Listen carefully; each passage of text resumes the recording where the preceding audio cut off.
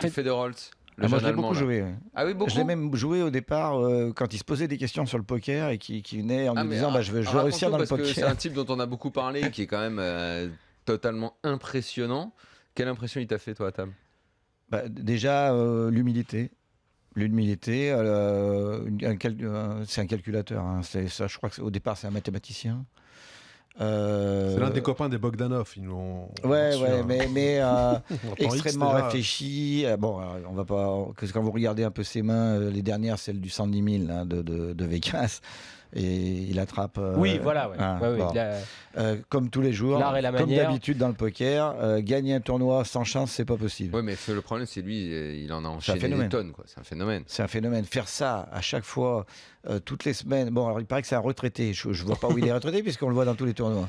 Il a dit quelque chose comme je vais passer de 4000 heures par an à 400 heures, un truc comme ça. C'est ça son idée de la retraite. Avec 19 millions de dollars, remarque, il peut. Hein, mais moi, ce qui m'a frappé chez ce garçon, c'est sa constance dans les résultats et à ce niveau-là.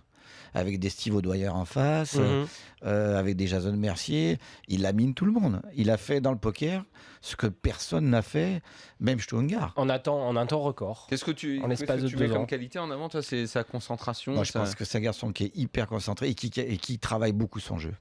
Ce que font beaucoup les Allemands entre eux, ce que je pense, c'est les Winamax, hein, par rapport aux amateurs comme nous.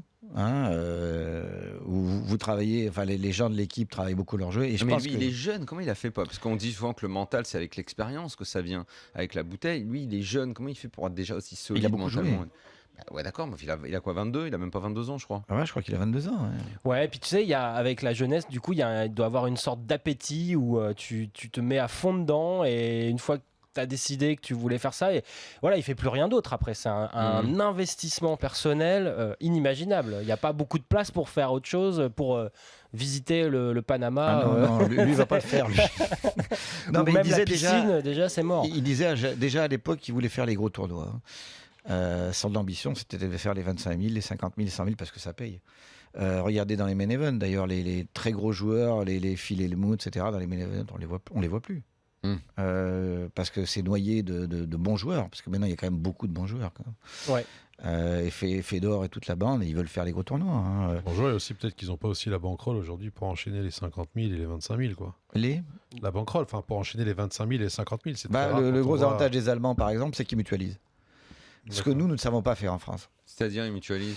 C'est-à-dire qu'ils se mettent à... Tout le monde le sait, les Fabien Cos, les compagnies, ils se mettent à 10 ou 15 et ils mutualisent leurs risques. Ce qui va leur permettre de faire des 25 000, des 50 000. Ça lisse la variance et ça permet de jouer à tout le monde. Il y a des banquiers qui interviennent, il y a un système de pourcentage. C'est fou ça. Ce qui d'ailleurs fait un petit peu controverse parce que c'est pas rendu public forcément. Non, Et ça, personne ne le fait chez nous. C'est pas venu à l'idée de quelques mecs du Team Wina de faire ça.